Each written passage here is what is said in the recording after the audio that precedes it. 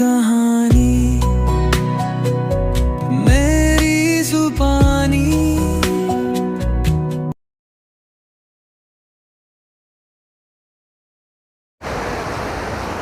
नमस्कार, JNB news 7 में आप सभी का स्वागत है। मैं परवेज अख्तर।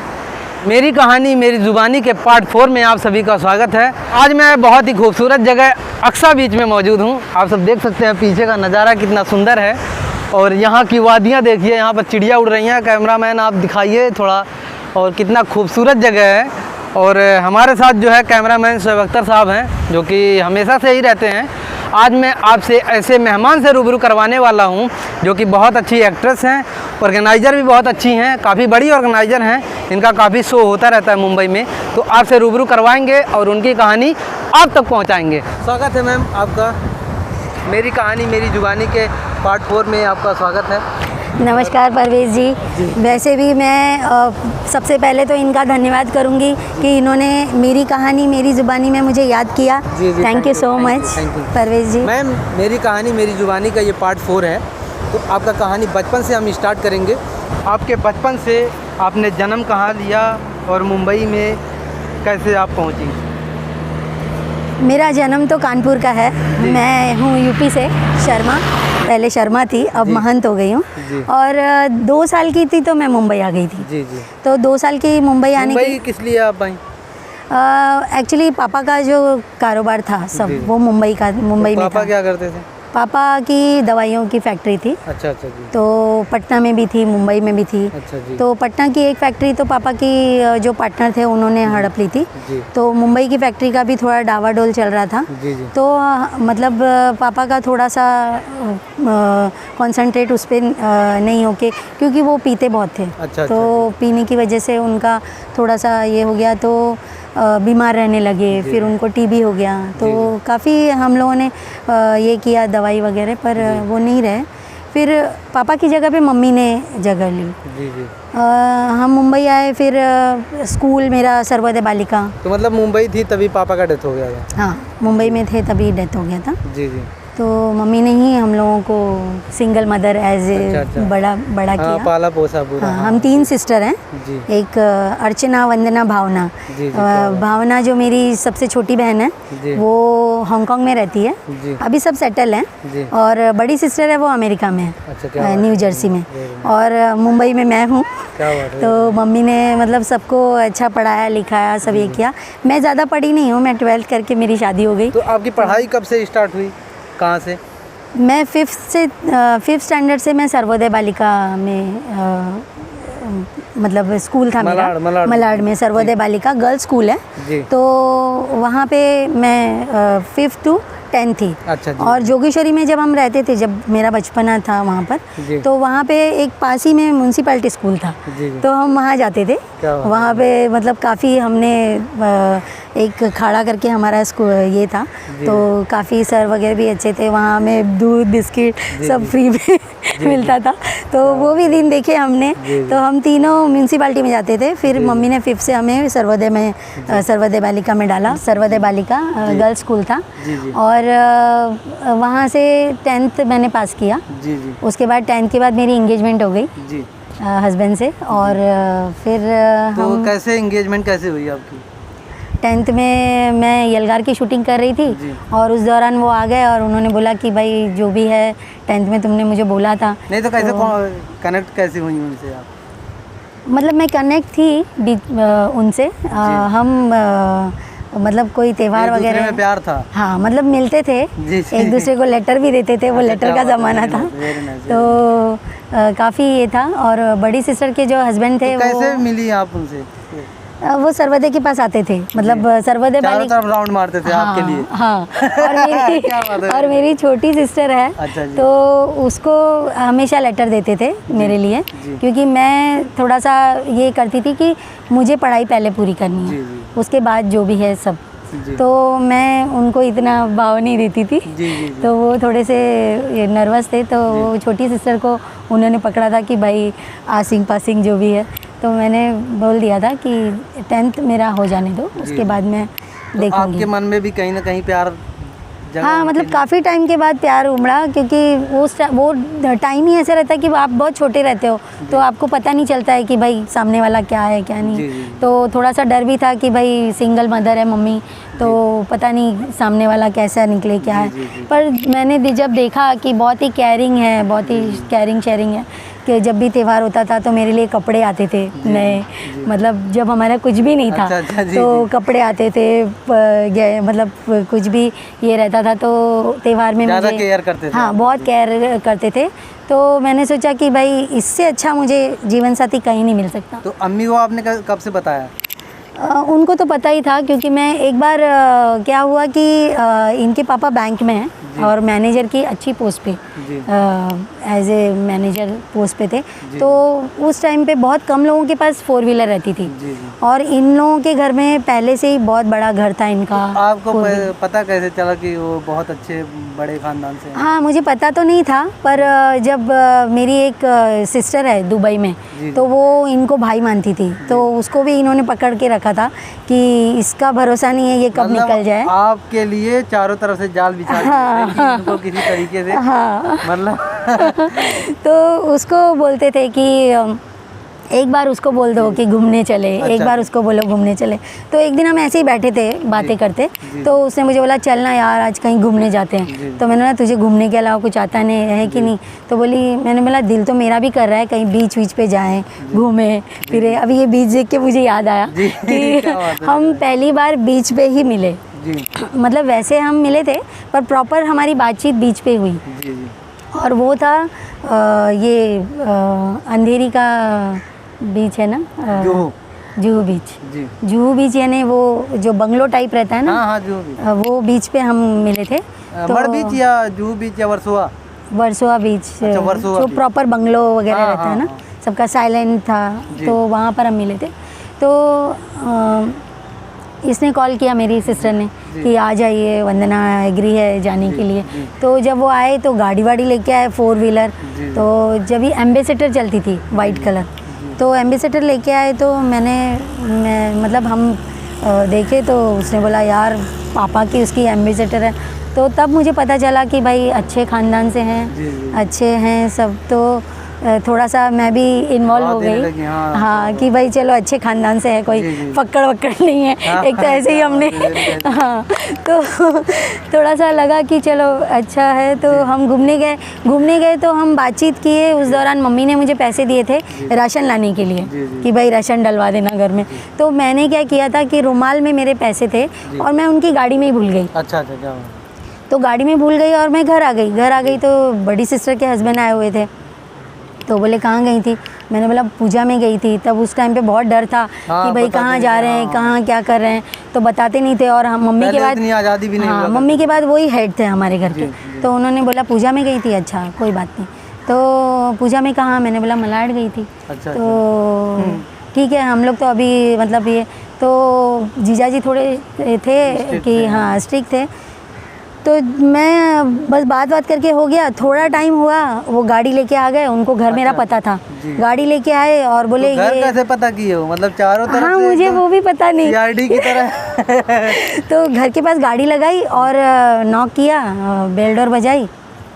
मैंने दरवाज़ा खोला, मम्मी भी थी घर में, सब थे, जीजाजी भी थे। तो बोले ये तुम अपना पैसा भूल गई थी मेरी गाड़ी में। बाप रे बाप, मुझे तो ऐसे पसीने छूट गाड़ी मम्मी ने पूछा ये कौन है, कहाँ किसकी गाड़ी में तुम गई थी? तो मैंने बोला कि नहीं मैंने आपको बताया था ना कि कोई है जो ये कर मतलब लाइक करते हैं मुझे ऐसे। तो फिर अंदर बोले मैं अंदर आ सकता हूँ, हमने उनको बिठाया। फिर वो मम्मी से बोले कि मैं आपकी लड़की से शादी करना चाहता हूँ और जितनी जल्दी हो सके मैं शादी करना चाहता हूँ। तो मम्मी ने बोला अभी तो वो पढ़ रही है, अभी 10th में है, 10th पास हो जाए फिर देखते हैं। तो आपकी अम्मी मान गई? हाँ मतलब उन्होंने गाड़ी वाड़ी देखी मम्मी ने भी। तो बोले कि अच्छे बैंक में डैडी उनके मैनेजर थे और मम्मी भी अच्छी इससे थी।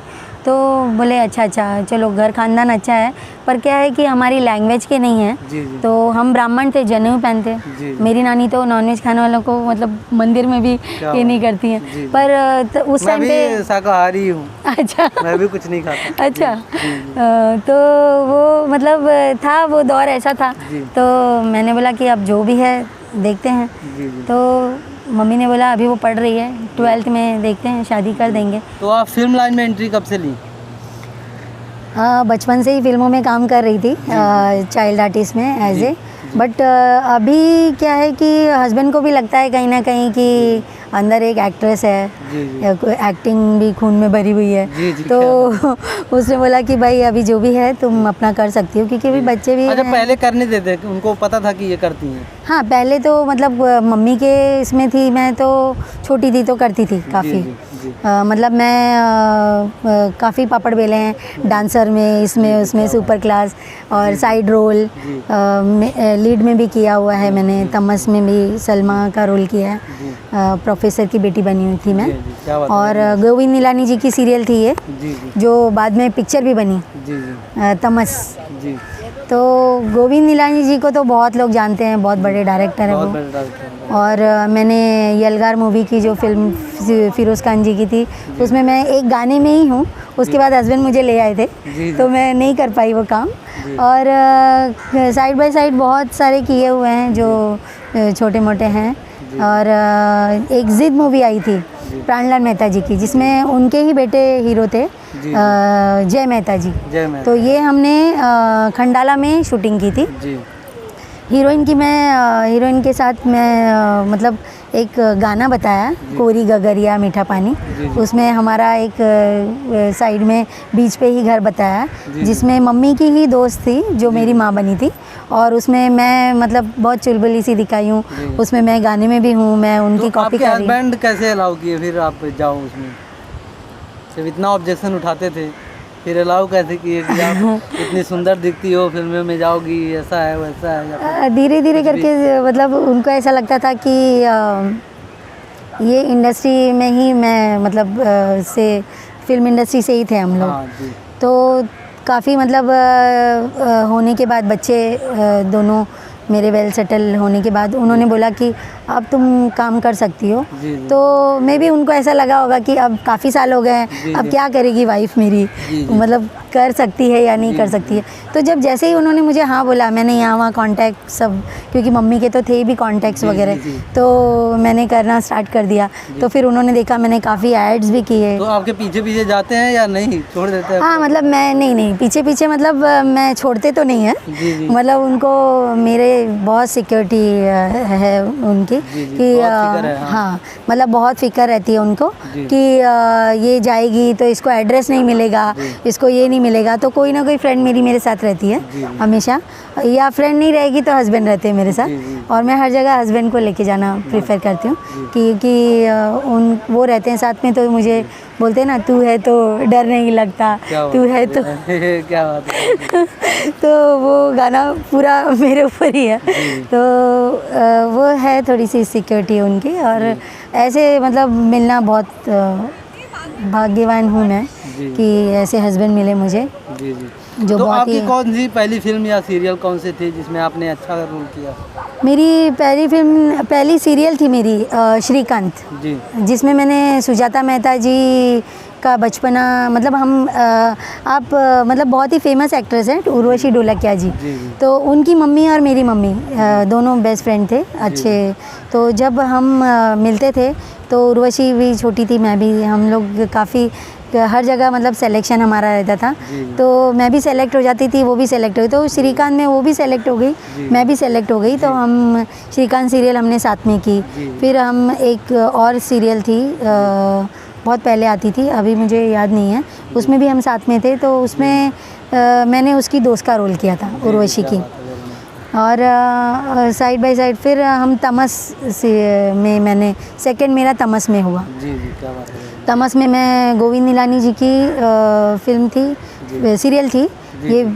उसके बाद बहुत सी लड़कियों में सिलेक्शन हुआ था मेरा, क्योंकि प्रोफेसर की बेटी बनी थी मैं, और जो उनका पूरा लाइब्रेरी जल जाती है और हिंदू मुस्लिम के झगड़े बताए हैं। मुझे पता नहीं चलता है कि भाई लोग लड़ते क्यों हैं। भाई आप इंसान हो, इंसान बनो, इंसानियत की तरह रहो। सब एक हैं, हिंदू क्या मुस्लिम क्या, मतलब क्या हिंदू क्या, मतलब सब एक साथ रहो, मिलजुल के रहो, एक दूसरे की भाषा समझो। पहले के ज़माने में एक्चुअली क्या हुआ करता था, बहुत प्यार से लोग रहते थे। आज के माहौल में क्या हो गया, एक दूसरे को देखना पसंद नहीं करते। कुछ लोग हैं जो भड़का रहे हैं, मारते हैं। कुछ राजनेता इसमें शामिल है, लेकिन उस पर हम लोग बात नहीं करेंगे। ये और बहुत गलत बात है, ये नहीं करना चाहिए, क्योंकि हमारा जो भारत है वो सोने की चिड़िया कहा जाता था। बहुत पहले की बात बता रहा हूँ, अब वो कहीं ना कहीं ख़त्म हो चुका है। अभी जो मैंने फ़िल्म की है अलबेला आलम, इस फिल्म के लिए मैं बताऊंगी, ये इसके डायरेक्टर हैं शाहनवाज शेख जी। वो भी मुस्लिम हैं, तो उन्होंने भी मेरा सोचा कि भाई ब्राह्मण है तो क्या हुआ भाई, हम साथ में काम करते हैं, फैमिली। जी मैटर नहीं करता। उन्होंने ये नहीं सोचा कि भाई ये हिंदू है ब्राह्मण है मैं इसको क्यों लूँ, या ये मैंने भी ये नहीं सोचा कि भाई ये मुस्लिम डायरेक्टर हैं क्यों मैं काम करूँ। नहीं, हम ऐसा नहीं सोचते हैं भाई। आप इंसान हो, इंसान की तरह रहो, इंसानियत दिखाओ। आप अच्छे हो, मैं अच्छी हूँ।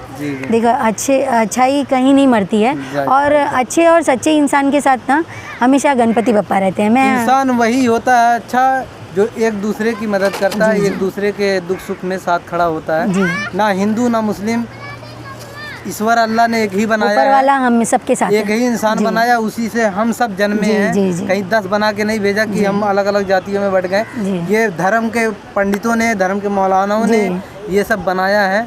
धर्म गुरु जो थे उस पर नहीं चलना चाहिए, लोगों को नहीं मानना चाहिए। आजकल लोग पढ़ लिख रहे हैं फिर भी धर्म के जातियों में फंस रहे हैं, धर्म के मामलों में फंस रहे हैं। लड़ाई झगड़ा कर रहे हैं आपस में, इतना जो है हर जगह जहाँ देखिए तहाँ दंगा फसाद नहीं करना चाहिए, ये सब नहीं करना चाहिए। आपस में मिलके रहना चाहिए, अपने देश को कैसे आगे बढ़ाना है इस पे बात करने के बजाय हम धर्म की बात करते हैं, जातियों की बात करते हैं। तो ये सब में आप कहाँ तक सोचती हैं? मैं तो ये सोचती हूँ कि भाई इंसानियत रखो, इंसान बनो। क्योंकि जब हम छोटे थे, मतलब मैं छोटी थी, हम 3 सिस्टर हैं, अर्चना, वंदना, भावना। एक अभी हम तीनों अभी सेटल हैं, एक हांगकांग में है, एक अमेरिका में है सिस्टर मेरी बड़ी, और मैं भी अभी अच्छा खासा कमा रही हूँ, अच्छे खासे पोस्ट पे हूँ। तो मुझे ऐसा लगता है कि इंसानियत रखो। जब हम छोटे थे तो मम्मी जब ऑफिस जाती थी ना, तो हमारे पड़ोस में ही मुस्लिम फैमिली थी।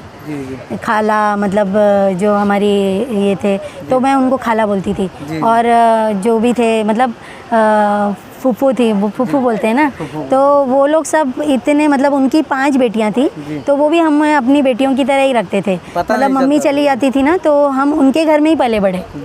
मतलब हम ब्राह्मण हैं लेकिन हम खाते नहीं हैं, लेकिन उन्होंने हमको बहुत सेफ से रखा।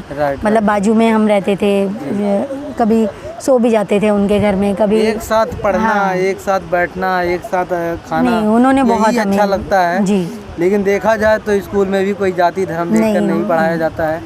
और आजकल क्या हो गया है कि बच्चों को मार दिया जाता है। जब भी देखते हैं कि ये नीचे जात का है, शूद्र है या अलग जात का है, तो उसको पानी पीने की आज़ादी आज कहीं ना कहीं देखी जाती है। तो उसके बारे में आप क्या कहना चाहेंगे, लोगों को क्या मैसेज देना चाहेंगे? क्योंकि ऐसा 1-2 जगह मैटर हुआ है कि वो बच्चा जाता है घड़ा से पानी निकाल लेता है, तो जो टीचर रहता है उसकी मानसिकता जो है उस बच्चे को इतना मार के उसको मार देता है। ये मतलब आप अगर मानसिकता ये आपकी है, मतलब जिन्होंने मारा है, सोच की जिन्होंने बच्चे को पीटा है, जिन्होंने मारा है, तो आप ये सोचो कि आपको अगर कोई इतना मारे जी, और आप ऐसा, मतलब सिर्फ पानी पीना, उसका काम सिर्फ पानी पीने के लिए उसने इतनी मार खाई है, तो अगर आपको कोई इतना मारे तो आपको चलेगा क्या? नहीं चलेगा ना। तो फिर आप उस बच्चे को क्यों मार रहे हैं, मासूम बच्चे को जिसको प्यास लगी है, जो पानी पीने के लिए आया है। तो इंसानियत रखिए आप। मतलब मेरा यही कहने का मतलब है कि भाई हिंदू मुस्लिम कोई नहीं होता, आप इंसानियत रखिए, आप इंसान बनिए, एक दूसरे को मदद कीजिए। कोई गरीब है उसको अगर आप थोड़ा हेल्प कर दोगे तो भाई आपका कोई कुछ चला नहीं जाएगा।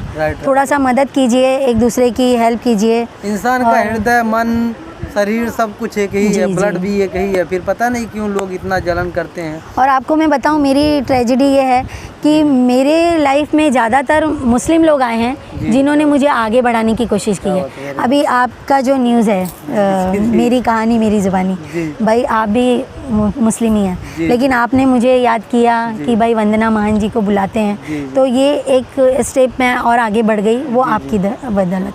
ठीक है, तो थैंक यू सो मच, आपने मुझे याद किया। और काफ़ी लोग हैं, शाहनवाज जी हैं, शाहनवाज शेख जी, जिनकी मैंने अलबेला आलम की है, तो वो भी मुस्लिम हैं, जिन्होंने मुझे टीचर का एज ए टीचर रोल दिया।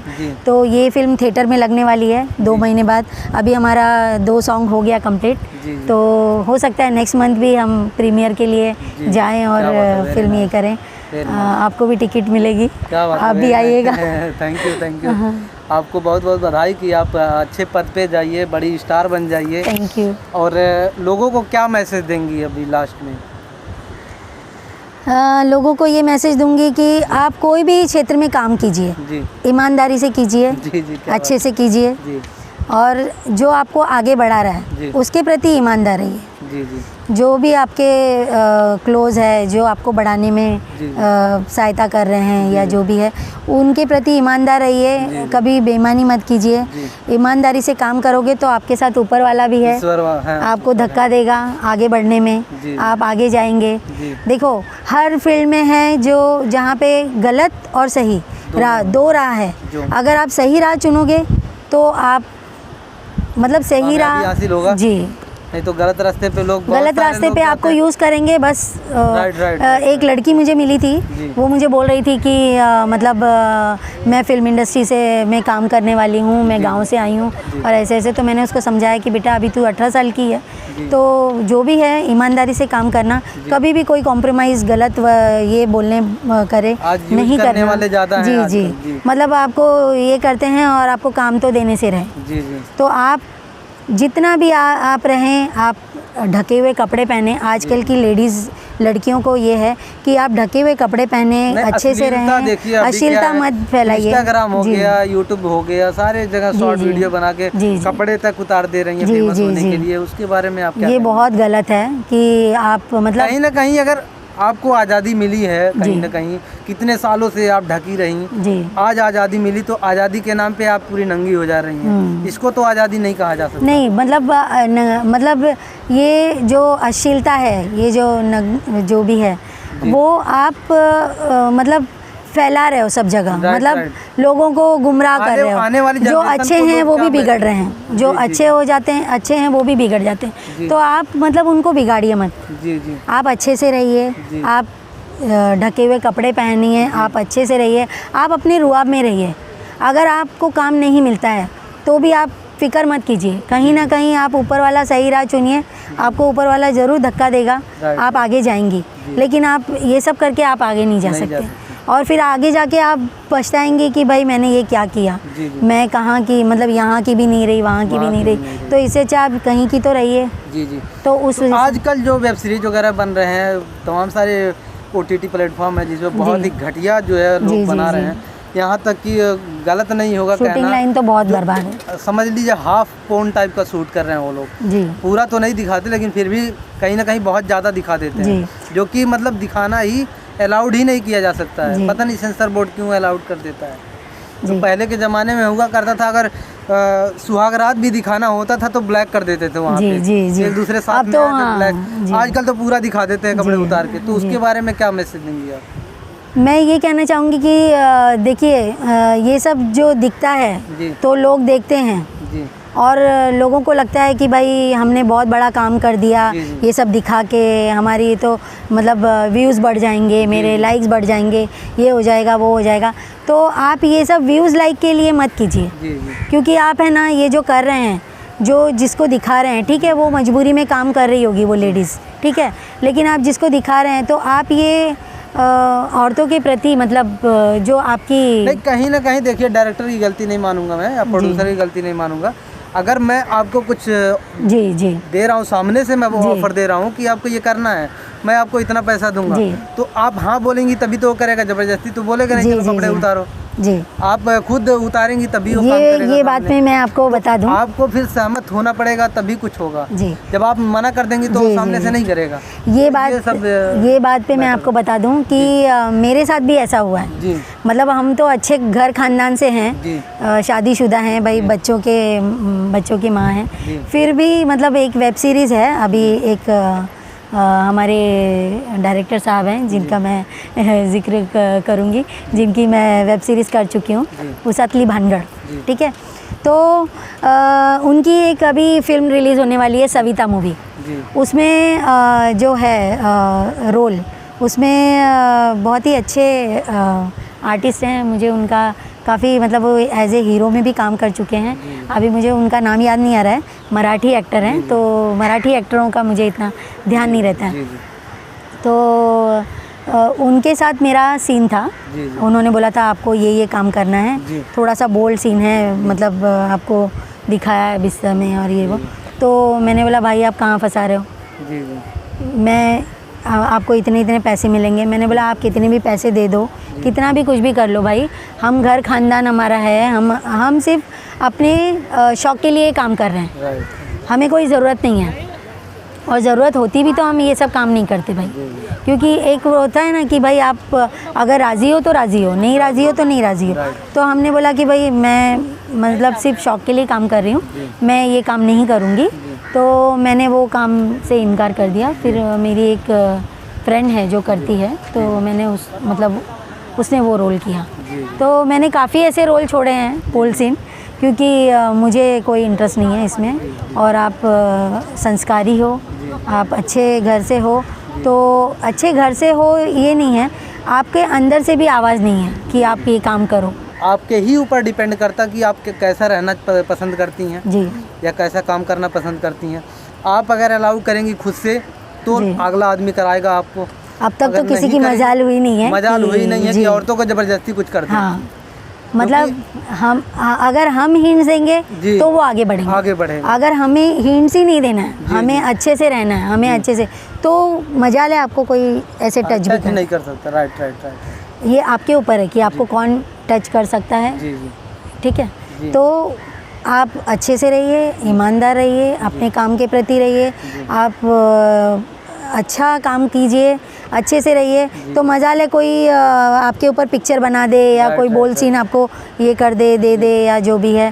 तो थोड़ा सा किसी ने पूछ के देखा था, तब से मैंने उनको आंसर किया, तब से तो मुझे कोई मैसेज आया नहीं कि भाई वंदना जी आई एम सॉरी।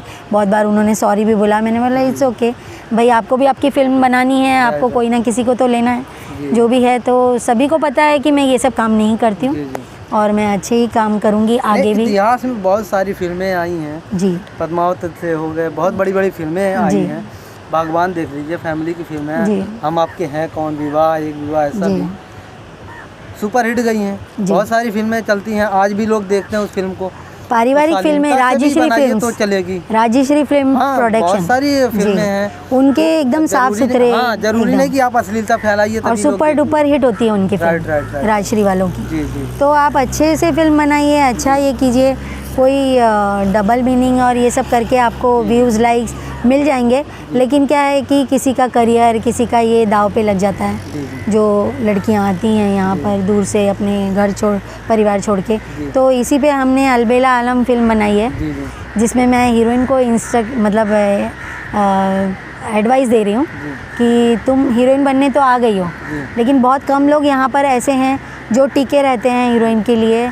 और डायरेक्टर भी ऐसे मतलब एक फेकू डायरेक्टर बताया है जो लड़कियों को फंसाता है अपने जाल में, तो उसके ऊपर ये फिल्म बनी है अलबेला आलम।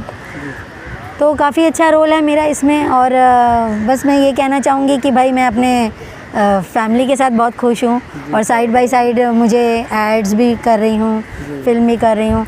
तो ये एक गॉड ब्लेसिंग है आपके लिए कि आप घर खानदान से तो अच्छे थे और आप फिल्म इंडस्ट्री में भी आ गए, आप अच्छे से रह रहे हो, अच्छा कर रहे हो।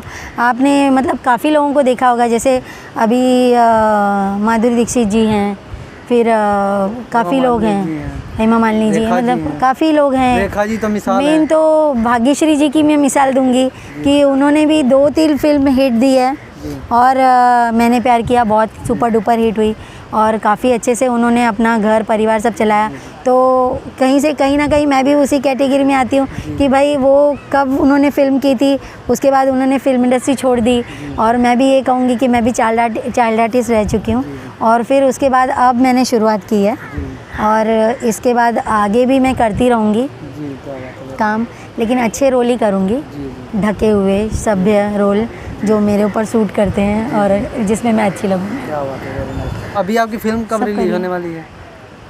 अभी ये नेक्स्ट मंथ रिलीज़ होगी। अच्छा। कि इसका पूरा ऑलमोस्ट काम हो गया है, अभी सिर्फ डबिंग का काम रह गया है। तो अभी मुझे पूना बुलाया है, शायद से 15-16 में पूना जाऊंगी अप्रैल। अच्छा जी। डबिंग के लिए जी। तो वो डबिंग हो जाएगी तो फिर फिल्म रिलीज़ है। क्या बात है, वेरी नाइस। जी आप फिल्म देखने के लिए कुछ बोलेंगी जनता को?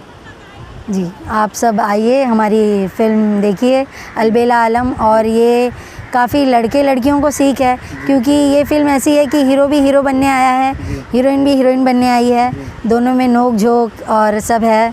और हमारे जो शाहनवाज जी हैं डायरेक्टर, उन्होंने बहुत ही बढ़िया स्टोरी लिखी है, स्टोरी भी उनकी ही है। जी, आप मिल चुके हैं, आपने उनका इंटरव्यू भी लिया हुआ है, वो भी आपको भी याद करते हैं अब भी।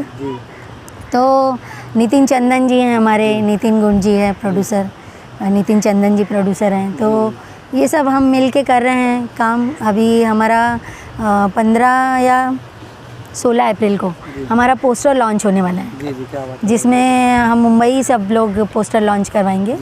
एक स्टूडियो बुक किया है हमने, तो अभी मैं नाम नहीं बताऊंगी क्योंकि अभी वो फिक्स नहीं किया है। तो पोस्टर लॉन्च होगा, फ़ोटो सेशन होंगे सबके, सब हमारे हीरो हीरोइन के हमारे।